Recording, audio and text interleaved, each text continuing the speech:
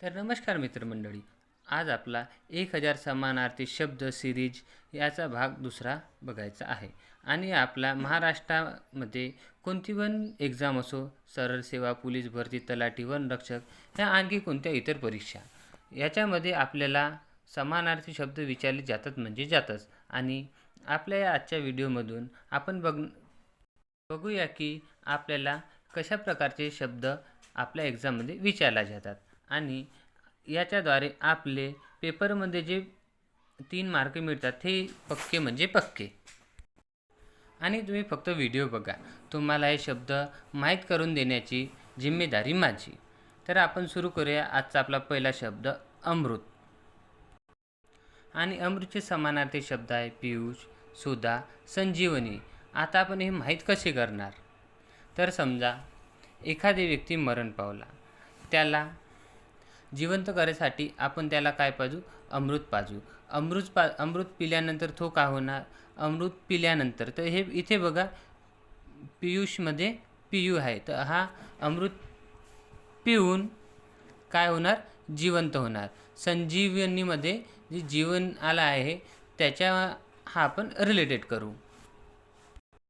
तर अमृत पिऊन व्यक्ती काय होणार? जिवंत होणार. तर हे आपण असं आठवण ठेवू शकतो की पियुष आणि संजीवनी.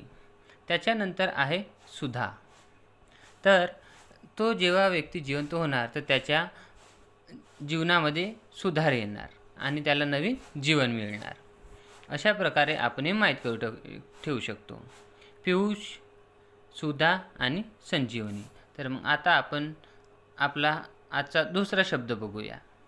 अतुल. अतुल म्हणजे एक अमर्यादा, म्हणजे त्या गोष्टीला काही मर्यादा नाही, तशा शब्दाला अतुल म्हटले जाते. तर अतुल या शब्दाचे समानार्थी शब्द आपण कसे माहीत ठेवणार? तर बघा, इथे आहे अनुप. अनुपम हा उदाहरणार्थ समजा आपला एक मित्र आहे आणि तो या गड्ड्यामध्ये पडलेला आहे. तर अनुप हा गड्ड्यामध्ये पडला आहे, तर आपल्याला त्याला रस्सी टाकून काढायची आहे. तर आपण काय केलं? एक रस्सी त्या गड्ड्यामध्ये टाकली, पण ते रस्सी छोटी पडली. तर तो काय म्हणते? और रस्सी जोड. काय म्हणते? और रस्सी जोड म्हणजेच अजोड. और रस्सी जोड म्हणजेच अजोड. आता अफाट कशी माहीत करू? तर बघा, अनुप गड्ड्यामध्ये पडला आहे, त्याला आपण काढासाठी रस्सी टाकली आहे, ते आणखी जोडूनच राहिलो, पण ते रस्सी त्याच्यापर्यंत पोचत नाही आहे आणि हळूहळू अंधार होऊन राहिलेला आहे. तर तो अंधार बघून अनुपची काय होत आहे? ह्या अफाटमध्ये जी फाट आहे, तर अनुपची फाटत आहे असं आपण माहीत करू शकतो. आणि अतुल म्हणजे सुरुवातीला सांगितलं तुम्हाला की अमर्यादा, म्हणजे ज्यालाच काही मर्यादा नाही.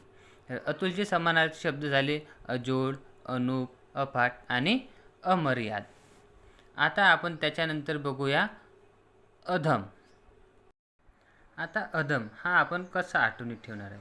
तर बघा, अधम म्हणजे अधर्म असा शब्द वाटून राहिला आहे आपल्याला. हा अधर्मशी निगडीत आहे. तर जो व्यक्ती अधर्मी असतो आपण त्याला काय म्हणतो? नीच आणि हलकट म्हणतो. जो व्यक्ती अधर्मी असतो त्याला आपण नीच पण म्हणतो आणि हलकट पण म्हणतो, आणि तसे शूद्रसुद्धा. म्हणून आपल्याला हे माहीत करणे सोपे जाणार. आता त्याच्यानंतर आपण बघू अरण्य. तर बघा, इथे दिले आहे अरण्य, आणि अरण्य म्हणजे जंगल. तर आपण हे कसे माहीत करू शकतो? तर बघा, अरण्य हा शब्द आपल्याला अरण म्हणजेच समोरील वाटते आपल्याला हरण. तर हे हरण कुठं असते? जंगलात असते. तर हरण कुठं मिळणार आपल्याला? जंगलात. आणि जंगल आपल्याला कळलं की रान आणि वन हे समजायलाच येईल. आता राहिलं कानन. आता हे कानन आपण कसं माहीत करू? समजा आपण एखाद्या जंगलात गेलो, तर तिथे आपले कान नेहमी काय असायला पाहिजे? खुले असायला पाहिजे. कोणत्या पण आपण जंगलामध्ये गेलं तर आपले कान एकदम खुले असायला पाहिजे, जेणेकरून कोणताही आवाज आला तर आपण पटकन त्याच्याकडे वळू शकू. म्हणून आपल्याला अरण्य म्हणजे कान हे माहीत करणं सोपं जाईल. आता बघा विपिन. आता विपिन हे आपण कसं माहीत करू?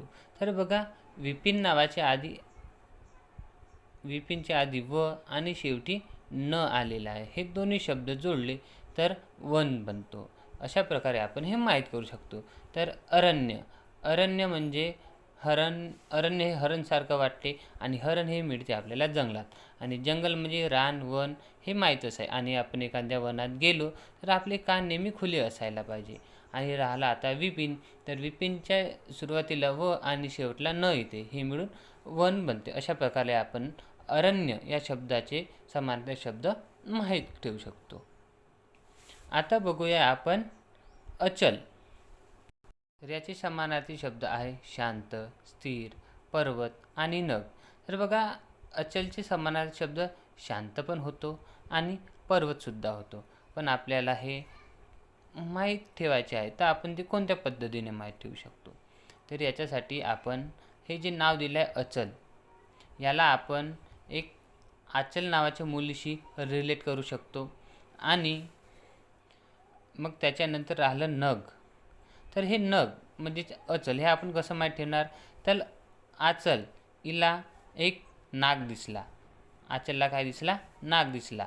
त्याच्यानं आपण हे नग माहीत ठेवू शकतो. त्याच्यानंतर तिला नाग दिसला तर ते जाऊन कशावर चढली? पर्वतावर चढली. आचलला नाग दिसला तर ते कशावर जाऊन चढली? पर्वतावर जाऊन चढली.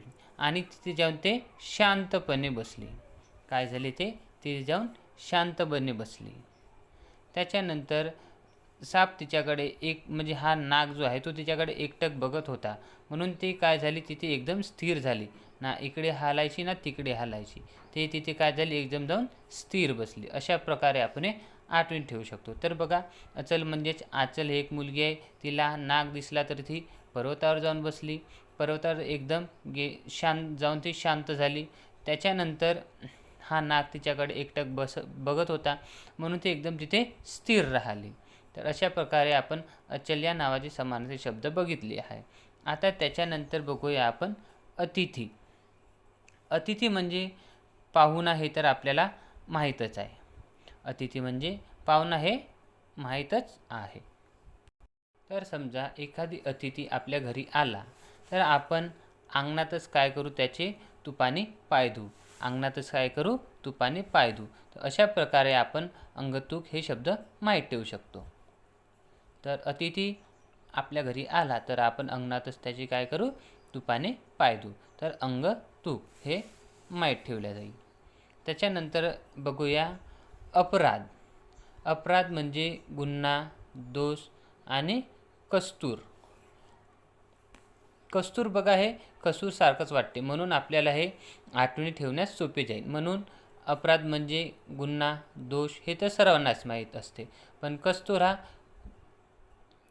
एकदम कसूर असल्यासारखा वाटते, तर हे आठवण ठेवणं आणखी सोपे जाईल. त्याच्यानंतर आपण बघूया अंमलबजावणी करणे. कोणता शब्द आहे? अंमलबजावणी करणे. आता बघा अंमलबजावणी, याच्यामध्ये अंमल म्हणजेच अमोल. जेव्हा बजावणी करते तेव्हाच कार्यवाही काय होते? सुरू होते. जेव्हाच अमोल बजावणी करते तेव्हाच न्यायालयाची कार्यवाही सुरू होते. आता आहे पूर्तता. तर समजा या शब्दात पूर्णा हा अर्थ लपलेला आहे. जेव्हा कार्यवाही संपते तेव्हा काम पूर्ण होते, म्हणजेच त्याची पूर्तता होते. अशा प्रकारे आपण हा शब्द माहीत ठेवू शकतो.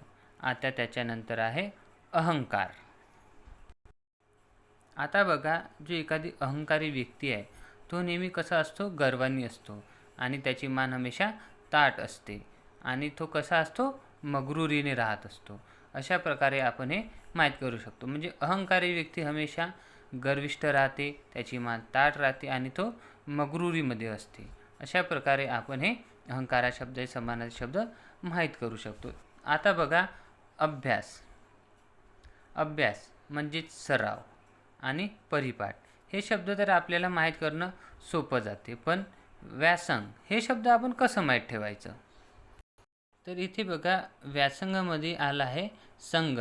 जेव्हा आपल्या कोणी संघ असते तेव्हाच आपण अभ्यास करतो आणि ते आपण अभ्यास करत नाही अशा प्रकारे आपण हे माहीत करू शकतो. आपल्यासोबत म्हणजे आपल्या संघ कोणी असले तेव्हाच आपण काय करतो, अभ्यास करतो. अशा प्रकारे आपण अभ्यास याचे पण शब्द माहीत ठेवू शकतो. म्हणजे बघा, अभ्यास म्हणजे सराव आणि परिपाठ हे तर माहीत असतेच, पण व्यासंग हे शब्द कसं माहीत ठेवायचे, तर अभ्यास करताना आपल्याला कोणी ना कोणी आपल्या संग हवं असते.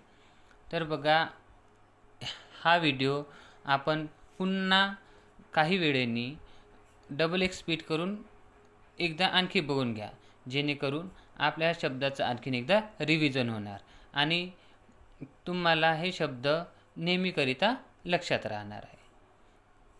तर मग आज आपला इथला क्लास संपलेला आहे. आता आपण भेटूया उद्या पुन्हा.